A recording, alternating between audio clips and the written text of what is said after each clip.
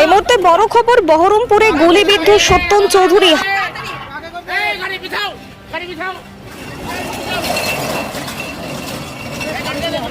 এই মুহূর্তে বড় খবর, বহরমপুরে গুলিবিদ্ধ সত্যন চৌধুরী, হাসপাতালে মৃত্যু হয় তার। মুর্শিদাবাদ জেলার বহরমপুরে দিনে দুপুরে চলল গুলি। বহরমপুর থানার অন্তর্গত চালতিয়া এলাকার তৃণমূল নেতা সত্যেন চৌধুরীর বাড়িতে তাকে গুলি করা হয়। তার বাড়িতে ঢুকে গুলি করলো দুষ্কৃতীরা। হাতে গলায় ঘাড়ে এলো পাথারি গুলি চালানো হয় তার উপর। গুরুতর আহত অবস্থায় সত্যেন চৌধুরীকে চিকিৎসার জন্য ভর্তি করা হয় মুর্শিদাবাদ মেডিকেল কলেজে। হাসপাতালে ভর্তি করার চিকিৎসকরা তাকে মৃত বলে ঘোষণা করে। Bureau report, news NTN.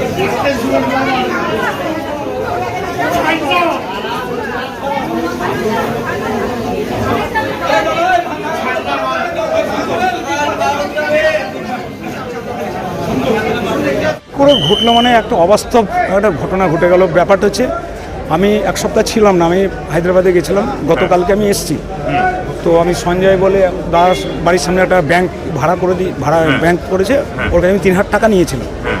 তো আমি দাকে আজকে ভাকরির মধ্যে জাস্ট দাদার কাছে গেছি। যখন ঘটনা ঘটে তার 2-3 মিনিট আগে আমি দাদার কাছে বললাম টাকাটা সঞ্জয়কে দিয়ে দিও। তখন শম্ভুদা বয়স্ক করে আর দাদা বসেছিল। ওর ফ্ল্যাট, যে ফ্ল্যাটটা নিজে হাতে তৈরি করছে, নিচে বসেছিল। লেবার পেমেন্টগুলো করে, ওই টাইমে লেবার পেমেন্টগুলো করে, দুটো ইয়ে করে দিয়ে নিচে 3-4টে লেবার কাজ করছিল, দিয়ে পেমেন্টের জন্য হিসাবপত্র করছিল। আমি সে সময় আমি ঢুকলাম, দিয়ে দাদা বলো কেমন আছে, আমি ভালো আছি। দিয়ে লেবারগুলো বললো তাহলে একটু পরে আয়। একটা ফোন আসলো ওর কাছে, দিয়ে ওই ফিস্ট আছে রবিবার বলে সেই জিজ্ঞাসাবাদ করছে। দিয়ে একটা বললো না কারকে ফোন করে যাই না কার ফোন, তো বললো একটা আজকে নেমন্তন্ন আছে, জাস্ট খাবো না, একাদশী যাবো, দেখা করে চলে আসবো।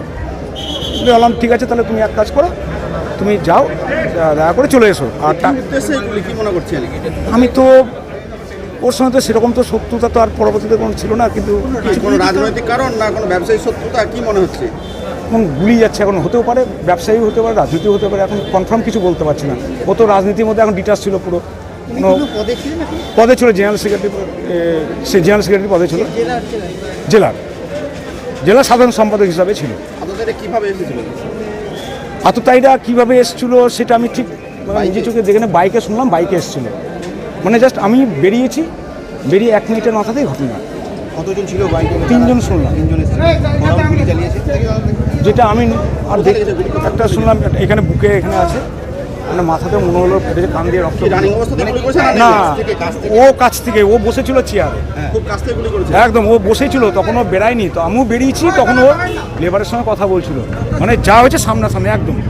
ও হয়তো প্রস্তুতি ছিল না, আর বয়স্ক মানুষ হট করে ঢুকেছে, এরকম ঘটনা ঘটে। আপনার নাম? আমার নাম যুগল হালদার। রিসেন্ট এমন কিছু ঘটেছিল বিজনেস বা রাজনৈতিক ক্ষেত্রে কাছের লোক ছিলেন সেটা বলতে পারেন? একদম। আপনি খুব ঘনিষ্ঠ ছিলেন, দীর্ঘদিন ধরে রয়েছেন? হ্যাঁ ছিলাম, আমি নিজের দাদার মতো মানতাম, একটা গার্জেন ছিল। বলেছিল যে কোনো কিছু সেরকম তো বুঝি না, একটা এর আগে একটা জমি জায়গার সংক্রান্ত একটা বিবাদ হয়েছিল, মানে কার জমি কীভাবে, মানে একটা অনুসূচির মানে একটা একটা গণ্ডগোলটা হয়েছিল। মানে সে সময় যখন মানে গণ্ডগোলটা, তখন এই মুহূর্তে ছিলাম না। আমি শুনলাম যে এরকম একটা জায়গা, অন্য লোকের জায়গা এরকম ইয়ে করেছে, ওই নিয়ে একটা মাছি ভেঙে দিয়েছিল, নিয়ে একটা এরকম জায়গা সংকট হয়েছে। তার পরবর্তী কোনটা জায়গা, সেটা সুতির মাঠে। হ্যাঁ, সুতির মাঠে এলাকাতে একটা জায়গা নিয়েছিল। তো ওই জায়গাটা ঝামেলাটা কার সঙ্গে হয়েছে? ঝামেলা বলতে এটা পঞ্চায়েত ভার্সেস ইয়ে ছিল, তো ইনলিগাল জায়গা বলে সে পঞ্চায়েত ভেঙে দিয়েছিল, এটুকু আমি জেনেছি। এখন কনফার্ম কিছু বলতে পারছি না। কি অবস্থায় আছে এখন, কি আপনারা জানতে পারছেন কিছু? এখন কি অবস্থায় আছে? আপনার নাম দাদা? নেই, মারা গেছে। ডাক্তার ডিক্লেয়ার, চিকিৎসক বলেছেন, ডাক্তার ডিক্লেয়ার করে দিয়েছে। আমার নাম যুগল হালদার। সত্যেন চৌধুরীকে গুলি করা হয়েছে প্রকাশ্য দিবালোকে। সত্যেন চৌধুরীকে গুলি করা হয়েছে, প্রকাশ্য দিবালোকে গুলি করা হয়েছে, চিকিৎসা চলছে। কে বা কারা গুলি করলো জানতে পারা গিয়েছে? কোনো কিছু জানা যায়নি। তিনি একজন একটা বাড়ি করছেন, সেখানে ছিলেন, চালতিয়াতেই ছিলেন, বাড়ির কাছাকাছিই ছিলেন। স্বাভাবিকভাবে কে বা কারা বাইকে করে এসে গুলি করে গেছে, না এটা অনুমান করা যায়নি। আমরা তো পরে দেখেছি, পরে শুনেছি। ডাক্তারের কথার মতন বোধহয় ওনার বুকে লেগেছে আর কানপাট্টির নিচে লেগেছে সম্ভবত। শুনেছি 3 রাউন্ড গুলি হয়েছে। জানি না, ডাক্তার বলবেন, এখন ডাক্তার চিকিৎসা করছেন।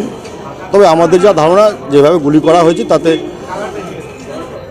বোধহয় তিনি আর বোধহয় নেই। ডাক্তার প্রায় ঘোষণা করবেন, দেখবেন, ডাক্তার বলবেন কী হয়েছে।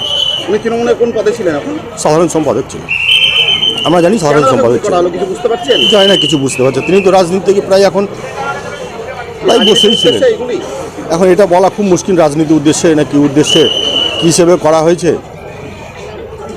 তিনি দীর্ঘদিনের নেতা ছিলেন, চালতিয়ার খুব ভালো মানুষ ছিলেন, আমরা জানি।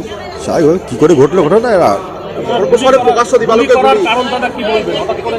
দেখুন, এটা বলা খুব মুশকিল যে কি করে গুলি করা হয়েছে, কেন গুলি করেছে। তিনি তো রাজনীতি করতেন, এটা খুব স্বাভাবিক, সবাই জানতো রাজনীতি করতেন, সবাই জানে, আপনারাও জানেন যে রাজনীতি করেন উনি।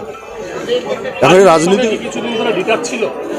দেখুন, আমরা কোনো ম্যাক্সিমাম মিটিং মিছিল এখনো দেখতে পেতাম না ওকে, তবে পার্টির মূল মিটিংয়ে তো উনি অবশ্যই যেতেন। বর্তমানে কি অবস্থা সেটা আমাদেরও জানা নেই।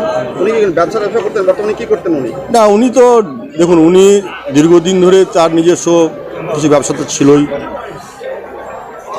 তিনি এখন পাড়াতেই সবসময় থাকতেন, এখন পাড়াতেই থাকতেন। আমি জানি না কীভাবে কী হয়েছে, বলা খুব মুশকিল। আমার নাম মনোজ ঝা, প্রতিবেশী।